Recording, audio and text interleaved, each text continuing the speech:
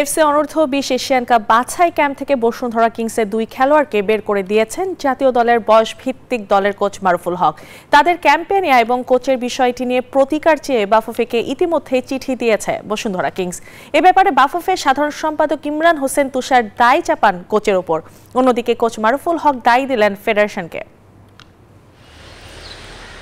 21 September ভিয়েতনামের মাটিতে শুরু হবে বয়সভিত্তিক এএফসি অনূর্ধ্ব-20 এশিয়ান কাপ বাছাই পর্বের খেলা।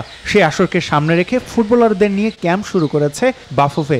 এরই মধ্যে কোনো কারণ ছাড়াই বসুন্ধরা কিংসের 2 ফুটবলারকে ক্যাম্প থেকে বের করে দিয়েছেন বয়সভিত্তিক দলের কোচ মারুফুল হক। তারা হলেন গোলরক্ষক মোহাম্মদ আসিফ ও মহসিন আহমেদ। ক্যাম্পে খেলোয়াড়দের নেওয়ার পাশাপাশি কোচের অপেশাদার আচরণের বিষয়টি নিয়ে প্রতিকার চেয়ে বাংলাদেশ ফুটবল ফেডারেশনকে চিঠি দিয়েছে বসুন্ধরা কিংস।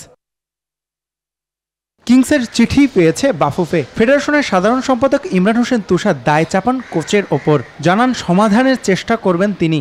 উনি নিজেই ভালো বলতে পারবে কেন কি।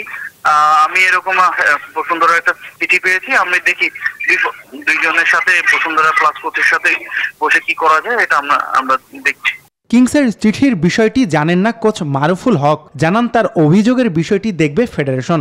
সবকিছু বিএফএফ কে জানানো হয়েছে, বিএফএফ বলবে আসলে বিএফএফ কে দিয়েছে, আমাকে উল্লেখ করেছে, ঠিক আছে।